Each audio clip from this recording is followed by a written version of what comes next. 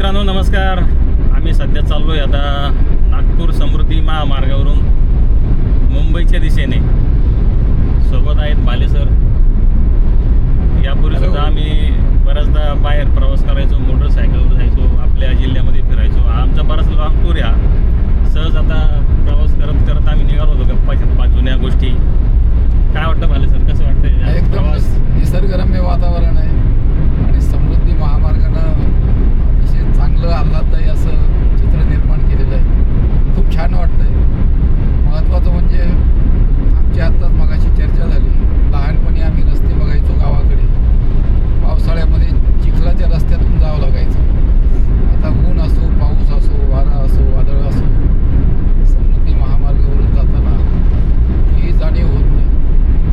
इगतपुरीचा परिसर म्हणजे निसर्गानं दिलेलं फार मोठं देणं आहे.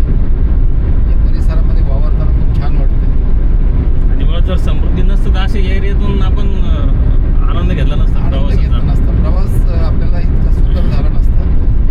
आता आम्ही सकाळी निघालो आणि काही वेळातच इथे इगतपुरीपर्यंत आलेलो आहोत. हे दुर्मिळ चित्र आहे. आणि विशेष म्हणजे प्रवासाचा आनंद घेत चाललो आहे आम्ही. हां. काही नाही, गडबड नाही, काहीच हाय स्पीड नाही, जास्त जोरात स्पीड नाही आहे गाडीची. एकदम कॉन्स्टंट. योगेशरावचं एक चांगलं आहे की ते 80च्या पुढे त्यांची गाडी त्यांनी 80ला लॉक करून ठेवलेली. त्यामुळे त्याच्या पुढे अजिबात जात नाही. समृद्धीवर 80ची स्पीड म्हणजे बैलगाडीमध्ये चालण्यासारखं आहे मित्रांनो. आणि बरेच जण मला म्हणतात की एवढ्या कमी स्पीडनं गाडी का चालवतात. आता सवय झाली मला. जास्त स्पीड आता योग्य वाटत नाही.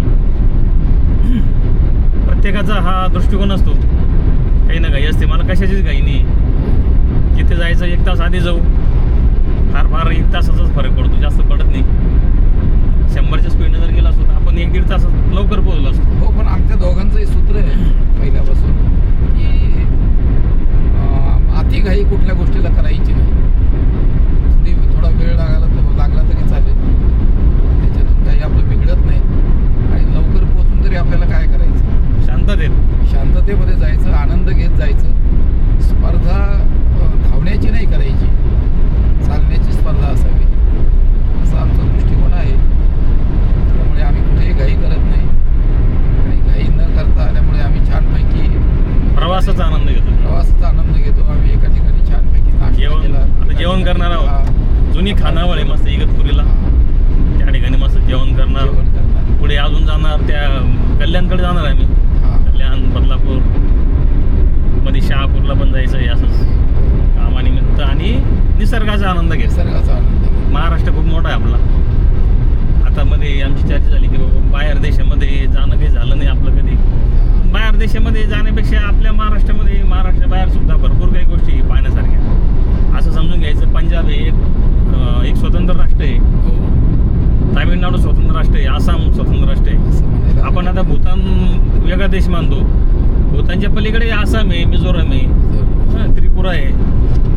पण आपल्याला ते बाहेर देशाचं आकर्षण जास्त आहे. म्हणजे आपल्याला भारतामध्येच अनेक राज्य अशी आहेत की जिथे आपल्याला पर्यटनासाठी खूप गोष्टी आहेत. आपण तिथे प्रत्येक वर्षी एक राज्य जरी केलं तरी आपला संपूर्ण भारत आपला पाहून होतो ना. आणि इतर देशामध्ये जाण्याची गरज नाही. आणि इतर देशात कशासाठी जायचो आपण? तिथली सुविधा किंवा तिथले काही इमारती, काही वेगळं पण असं ते बघण्यासाठी. आपल्याकडे भरपूर आहे आता सध्या. आता हे पूर्वी जर्मनी किंवा अमेरिकेतल्या रस्त्यांची आपण उदाहरणं द्यायचो. आताकडे आपल्याकडेच तसे काही रस्ते झाले. चला थांबू. सहज एक चर्चा बऱ्याच दिवसानंतरची आमची एक लॉंग ट्रिप होती. अशा गप्पा भरपूर मारतो आम्ही. पण एक आठवणी जपून ठेवण्यासाठी नेहमी सारखा प्रयत्न असतो. काळे गुरुजी नाही आहेत आमच्यासोबत. काळे गुरुजी सुद्धा आम्ही बाहेर जाताना खूप छान लागले असते. त्यांचे किस्से व्हॉट्सअपच्या जमान्यामध्ये सुद्धा काळे गुरुजींचे किस्से ऐकण्यासारखे असतात.